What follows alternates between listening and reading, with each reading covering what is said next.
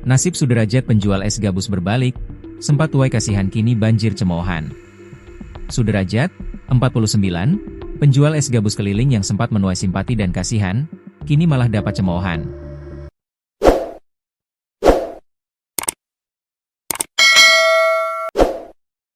Sudrajat viral setelah sempat dituduh menjual es gabus berbahan spons.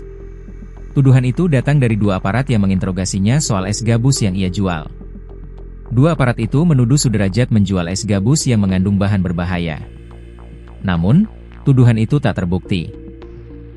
Sebab berdasarkan hasil uji laboratorium, es gabus yang dijual Sudrajat layak dikonsumsi. Pasca kejadian itu, Sudrajat mendapat banyak simpati dari publik. Namun, tak lama berselang, ia justru menuai cemoohan. Warga Desa Rawapanjang, Kecamatan Bojonggede, Kabupaten Bogor, Jawa Barat itu kini disorot terkait klaim bantuan dan tempat tinggalnya. Camat Bojonggede, Teni Ramdhani mengungkap kondisi terkini Sudrajat. Pedagang es gabus itu kembali menuai sorotan setelah bertemu Gubernur Jawa Barat, Deddy Mulyadi. Kepada Deddy Mulyadi, Sudrajat mengaku tinggal di rumah kontrakan dan menunggak sewa selama 4 bulan. Teni menegaskan, Sudrajat bukan tinggal di kontrakan karena tidak memiliki rumah, melainkan karena rumahnya sedang direhabilitasi melalui program bantuan rumah tidak layak huni, Rutilahu. Dari hasil asesmen, Pak Sudrajat sebagai warga kategori miskin. Dia memang punya rumah sendiri.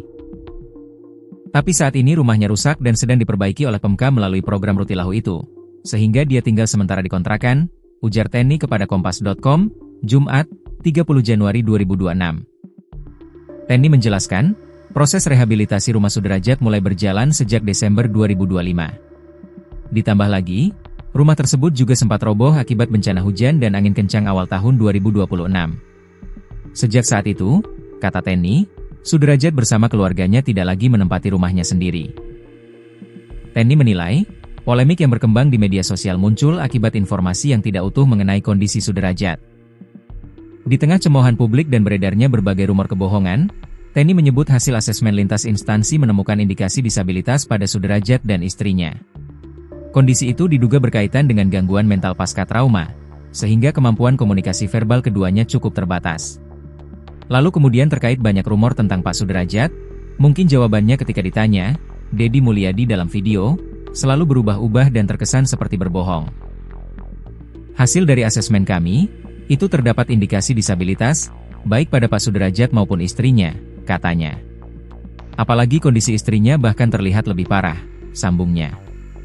Ia menambahkan, keterangan dari ketua rukun tetangga, RT, dan rukun warga, RW, setempat juga menunjukkan adanya keterbelakangan secara psikologis dan mental pada Sudrajat.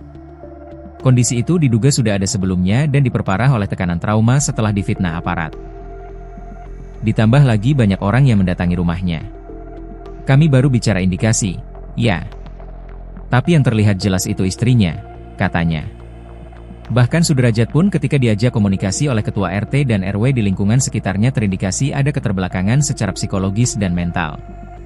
Jadi Pak Sudrajat itu memiliki disabilitas dan memerlukan perhatian khusus memang. Serta tekanan setelah kejadian, trauma, dan banyaknya orang datang ke rumah saat itu, gak terbiasa ketemu orang banyak. Bebernya.